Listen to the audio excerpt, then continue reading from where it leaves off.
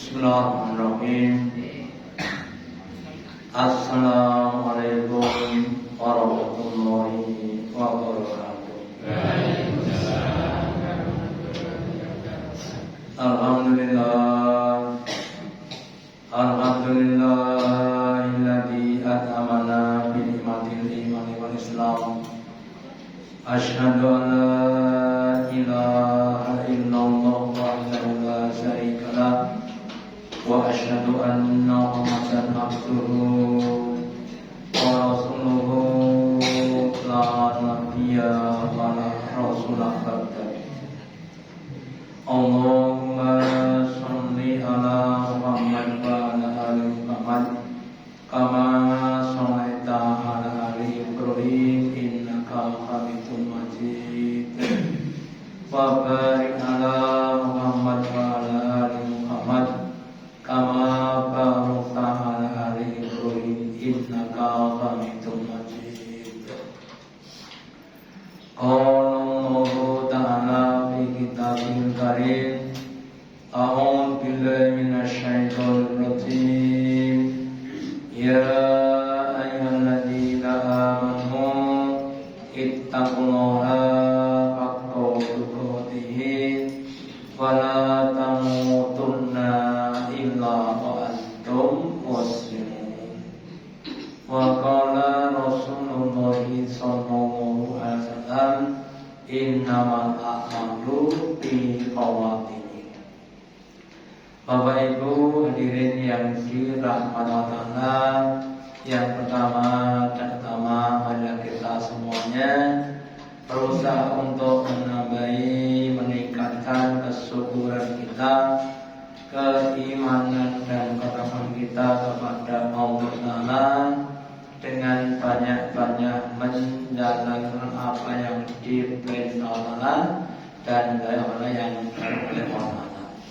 Dan kemudian mari kita juga berusaha untuk mengistiqomah takwa sampai akhir hayat. Kenapa? Nabi bersabda, innamal a'malu bikhawatih. Sesungguhnya amal itu tergantung pada akhirnya. Kalau kita bisa mengakhiri hidup kita dengan keimanan, Islam dan takwa, insya Allah akan mendapatkan husnul khotimah. Dan sebaliknya kalau kita mendapatkan akhirat akan mendapatkan husnul khotimah. Tanya Bapak Ibu, manusia itu diciptakan Allah dengan kelebihan dan kekurangannya. Allah memberikan manfaat dibanding makhluk yang lain supaya dia bisa mensyukuri. Dan sebaliknya Allah sebagai pada manusia adalah kelemahan supaya dia bisa bertahan. Maka pada semuanya menjadi orang-orang yang mampu untuk mensyukuri kelebihan kita dan kita terbatas kelemahan kita. Maka di dalam surat An-Nisa ayat 8 Allah berfirman, Khuliqal insanu dhaifa. Dan diciptakan manusia itu dalam keadaan dhaif. Apa yang dimaksud dengan dhaif? Maka Ibnu Qayyim menjelaskan yaitu bahwa manusia itu dhaif dalam segala-galanya, ya. Mulai dari dhaif dalam hal yaitu kekuatannya. Manusia itu dilahirkan dalam keadaan bayi, dan bayi itu tidak bisa apa-apa, ya. Kemudian dikuatkan Allah dengan berbagai macam pertolongan sampai pada masa kuatnya usia kurang lebih 25 sampai 40 tahun. Ya, atau kemudian ada namanya masa degeneratif, masa penurunan, ya, tulangnya, kulitnya, penglihatannya dan kemudian akan menjadi semakin lama semakin lemah. Dan juga untuk yang lainnya, ya, manusia itu juga dhaif dalam ilmu pengetahuan. Ya, kalau kita bandingkan Allah dengan manusia tentang bab ilmu, kisahnya Nabi Musa dan Nabi kita kan naik perahu. Kemudian ada namanya burung usbur yang kecil, dia memantulkan paruhnya di lautan. Kemudian kita berkata pada Nabi Musa, wahai Musa, perhatikanlah burung kecil itu yang sedang memantulkan paruhnya di laut tadi, air laut yang dipatok burung itu peribahasa atau sebagai simbol ilmunya Allah yang diberikan pada manusia.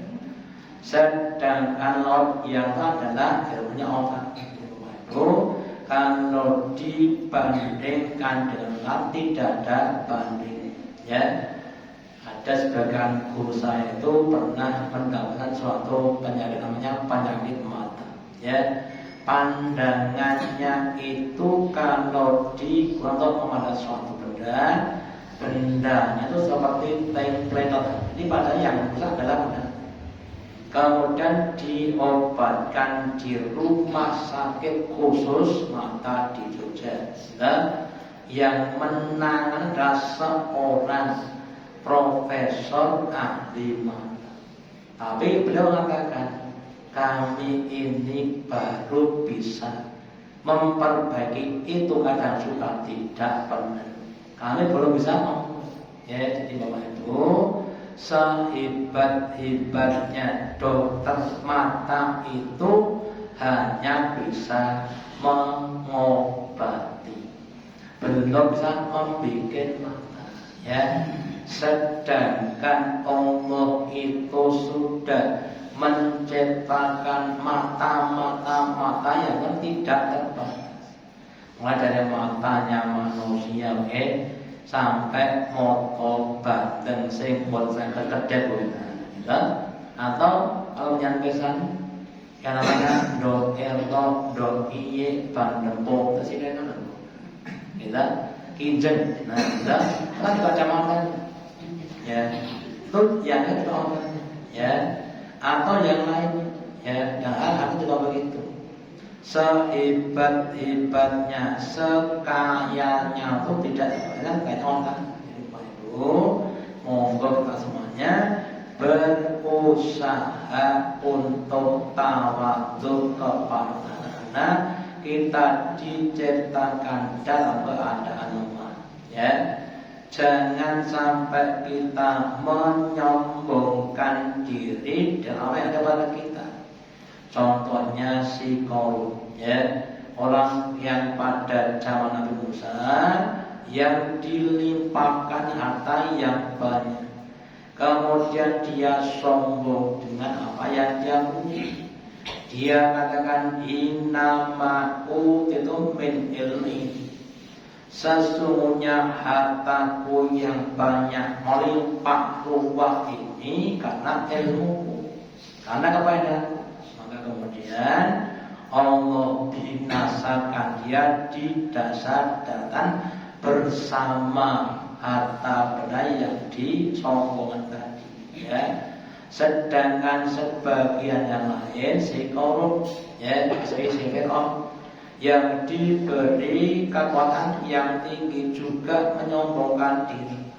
Mengapa? Memasang jadi Tuhan. Dia katakan, ana rabbukumul a'la.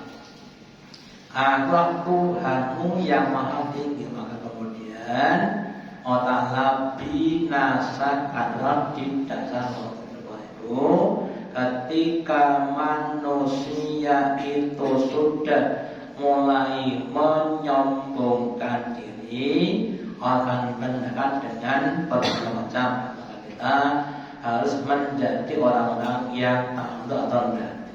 Ya. Kemudian berbagai macam manusia. Yang pertama adalah berbuat zalim. Apakah yang dimaksud zalim itu? Ya. dolim itu menambah suatu tidak pada tempatnya, sehingga menimbulkan suatu kerugian. Ya, ada orang beli kacamata harganya itu 10 juta, larang boten Pak. Ning di kantong, boten digo. Iku kira manfaat Pak. Boten manfaat. Wong regane 1 kan tidak manfaat. Ya, namanya dolim. Ya, contoh saja. Lawannya dolim itu adalah adil. Ya. Jadi kalau dolim itu bisa menimbulkan kerugian, sebabnya adalah menimbulkan suatu manfaat. Ya. Kemudian manusia itu biasanya karena tidak tahu terus banyak yang berbuat dolim. Ya, maka kemudian Allah Taala berfirman pada surat Al-Qasas, ya ibadi ilhamtu Allah duma wahai hambaku, aku Allah Ta'ala itu sudah mengharamkan berbuat dolim pada pribadiku. Allah tidak akan berbuat dolim pada hamba. Sehingga ketika ada hamba dimasukkan ke dalam neraka itu bukan salahnya Allah, tetapi salahnya hamba tadi. Kenapa dia bermaksiat? Ya, maka kemudian Allah mengharamkan kepada semua yang termasuk pada kita, sehingga kita jangan berbuat zalim.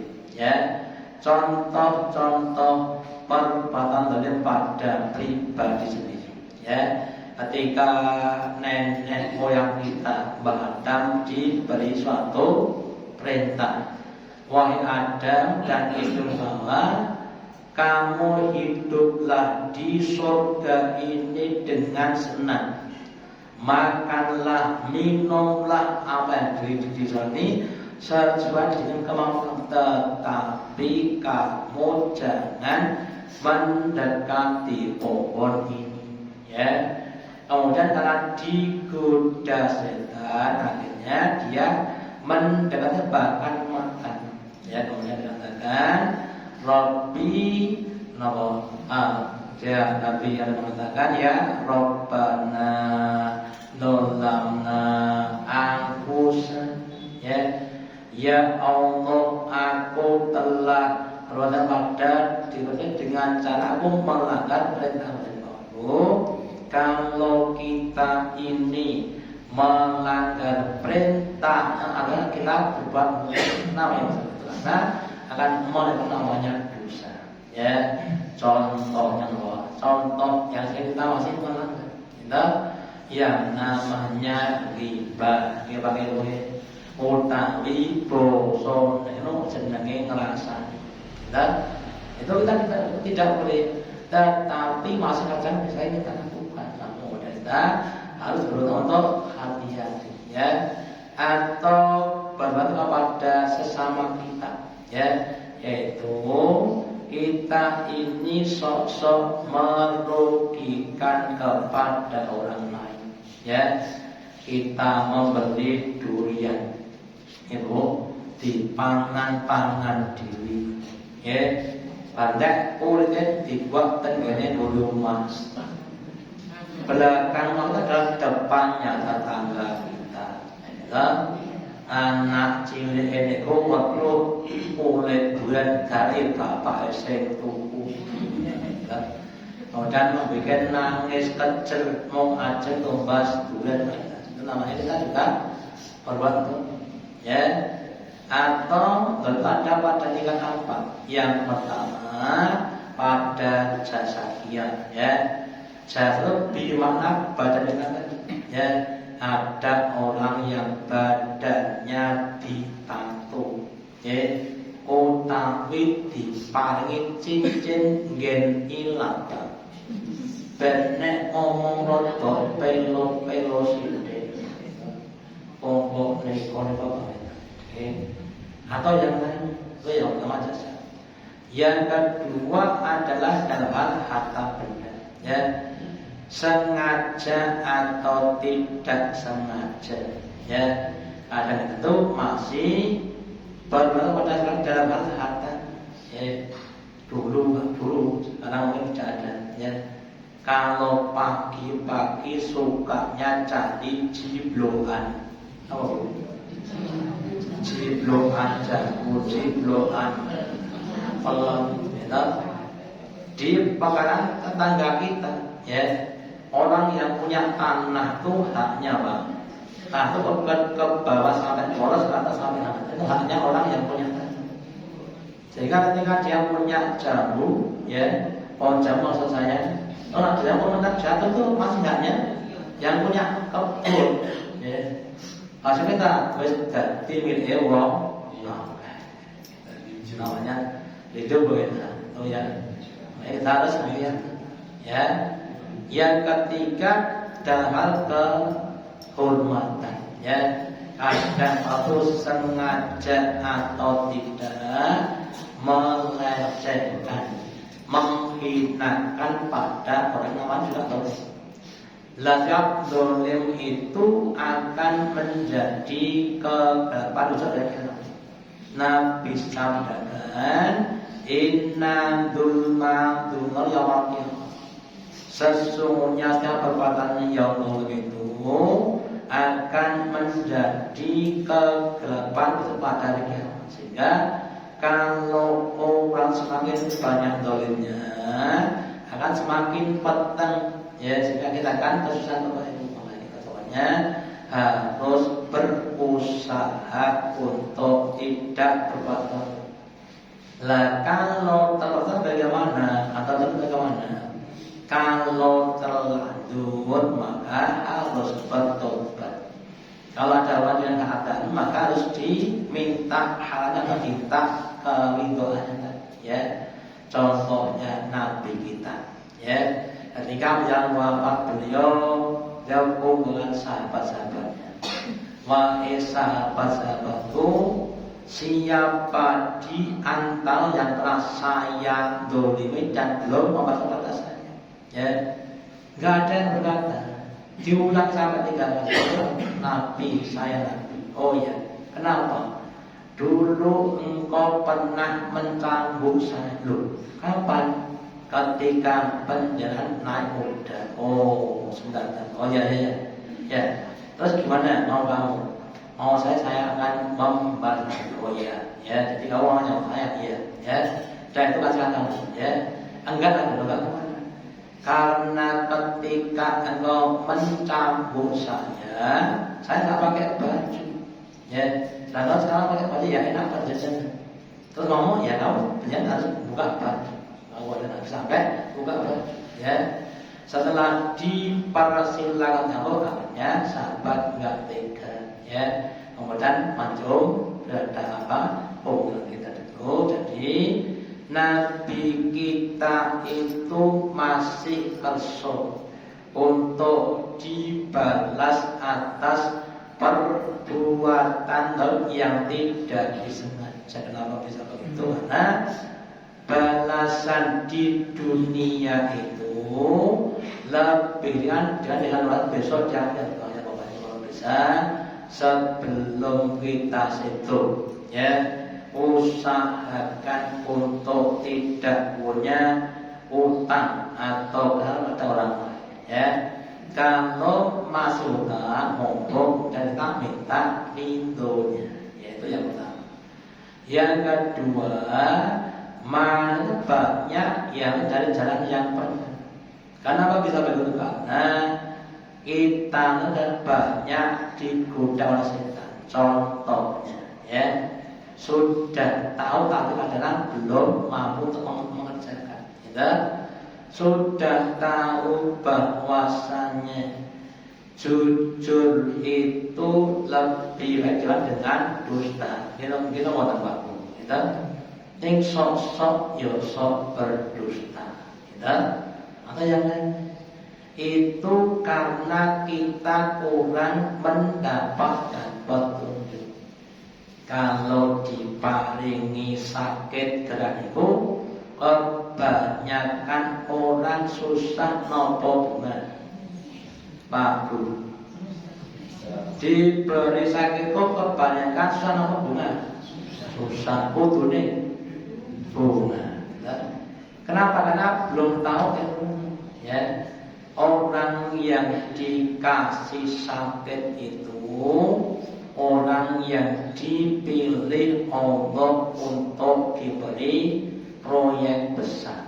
Ya, Nabi sampaikan ya.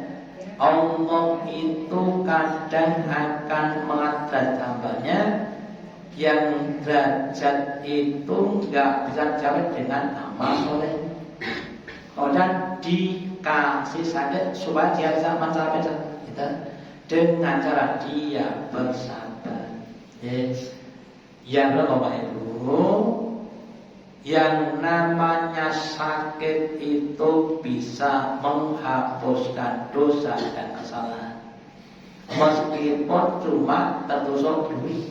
Ya, apalagi Bapak Ibu, untuk yang kita Bapak Ibu, kita harus berusaha mendapatkan petunjuk dari orang di jalan yang benar. Ya. Dalam yang mengatakan ya ibadi kullukum dzulul. Wahai hambaku semua kamu dalam dan sesat. Ila man hadaitu kecuali aku berikan petunjuk. Fastahduni adil, maka mintalah petunjuk kepada akan aku tunjuki. Di zaman Nabi ya. Ketika Nabi ajarin Nabi berdoa, ya Allah, kuatkanlah Islam ini dengan satu di antara dua umat. Yang dimaksud adalah Umar bin Khattab dan Amr bin Hisam, sama-sama tokoh kafir. Ya. Kemudian Umar bin Khattab diberi petunjuk dan masuk Islam. Sedangkan Amr tetap kafir sampai mati. Dan ketika orang Islam, kemudian Nabi sampai kepada Umar, dulu aku pernah berkata supaya makan dengan satu dari dua dan kau yang dipilih itu Umar bersyukur. Kenapa? Karena diberi petunjuk.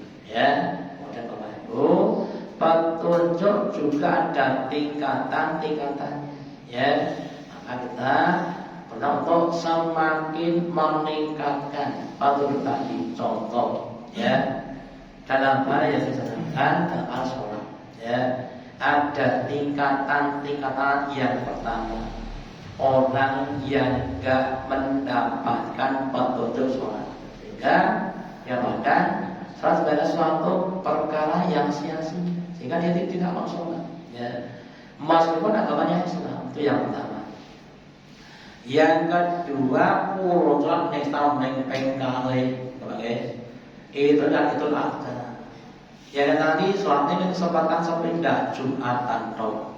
Ya, di atasnya ada yang sholat tapi di rumah boten jamaah. Ada seterusnya sampai pada orang yang dia sudah rajin sholat berjamaah tambah namanya tingkatan yang tinggi. Makanya kita mana-mana yang kita belum kita lihat, kita minta petunjuk. Ya, yang belum bisa sabar dan berdoa, Allah afrik alaihi Allah, taburkan kepadaku kesabaran. Ya, yang belum bisa istiqomah, minta istiqomah. Allah ini asal istiqomah. Ya, yang belum bisa tahu juga begitu. Jadi Bapak Ibu, sifat-sifat apapun yang baik yang kita belum bisa, monggo untuk diminta. Ya, kemudian petunjuk itu semakin tinggi semakin besar, kita akan semakin benar dalam bersikap. Contoh kita contoh lagi, ya. Kalau kita itu didolimi orang lain, ya, maka ada dua pilihan. Yang pertama, membalas atau Yang kedua memaafkan. Nyonya dan contoh saja. Panjenengan dikeplak orang plok. Ada dua pilihan. Balas ngeplak nopo memaafkan. Kira guru saya kira pak. Dikeplak wong itu penake balas nopo memaafkan. Ngeplak pengen telu. Maafkan, Allah katakan kamu boleh membahas, tetapi akan lebih baik. Enggak mau ya Allah, tetap untuk balas Allah dulu kemudian Allah Dan sekarang gini, yuk kamu ikut saya naik ke tingkat yang tinggi.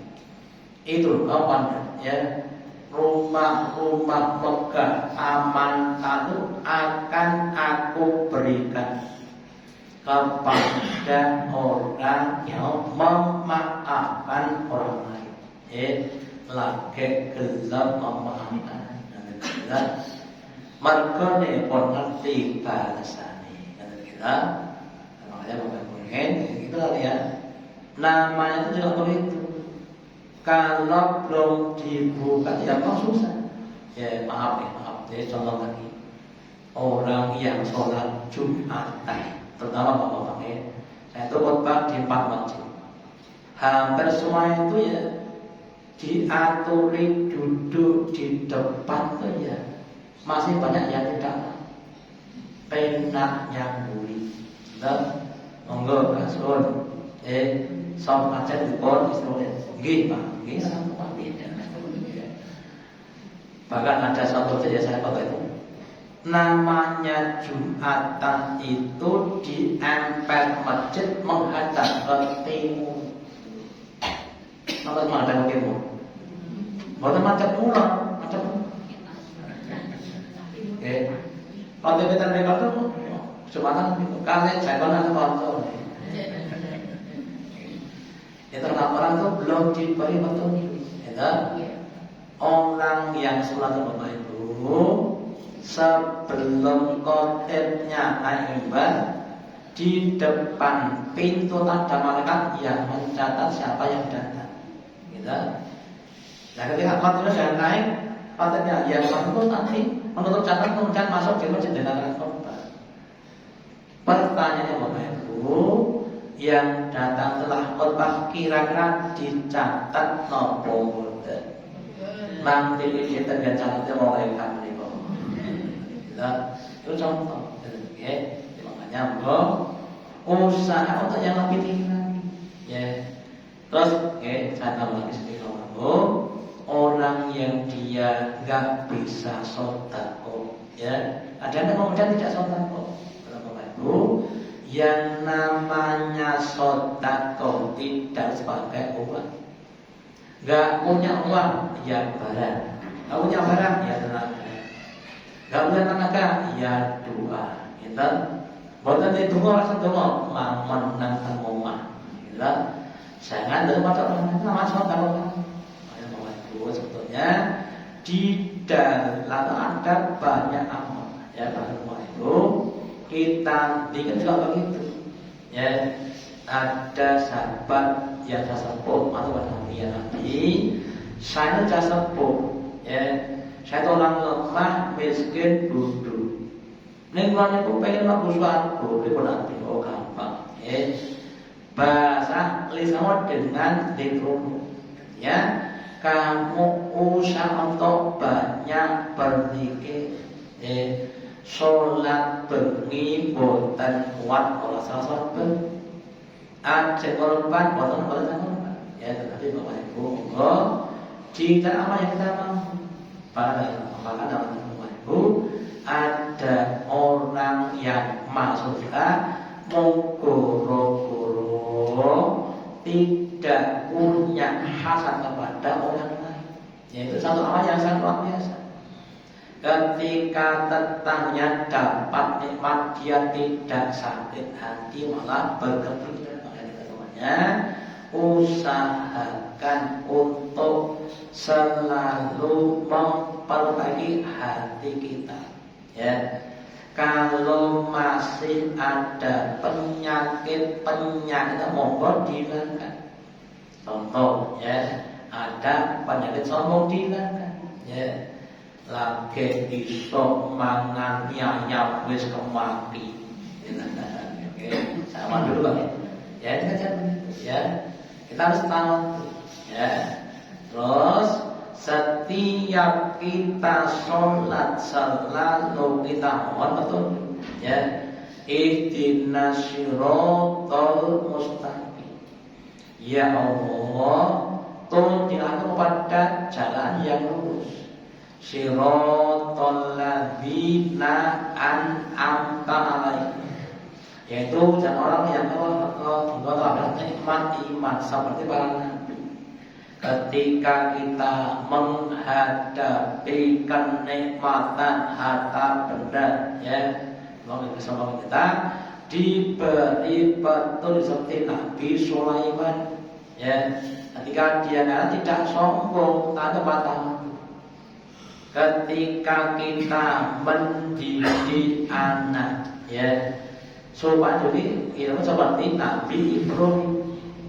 Ketika menghadapi sakit, ya, kita supaya diberi seperti Nabi ada sebagainya. Sehingga setiap kita kalau sudah dibentuk akan menonton melakukan, ya, bukan jalan orang yang murka, itu orang itu dimurkai karena dia tahu tapi tidak mau. Jane ngatine ra gelem nglakoni. Dan namanya orang-orang yang dimurkai. Ya, contoh ya, ada orang yang tahu ya bahwa maaf saja sholat berjamaah itu banyak dua tujuan dengan sholat sendiri. Ya, tetapi sholat sendiri namanya orang-orang yang maaf saja tidak. Nah, dia tahu bahwasanya membaca Al-Quran itu pada santan. Ya, tapi kadang dia tidak wajar namanya orang yang sesat. Dan orang yang tersesat itu orang-orang yang tidak tahu, artinya dia tidak tahu dan melakukan sehingga apa yang dia tanpa dasar. Kami usahakannya kita apapun itu kalau melakukan dengan baik dan benar. Ya, kalau bisa nilainya jangan 80 bagi tambah 100. Ya, sebagian perusahaan mengatakan anak sekolah itu seharusnya nilainya 100. Yang 100 90. Yang 90 berapa? 100. Yang 100 90. Ya. Nek 80 niku etok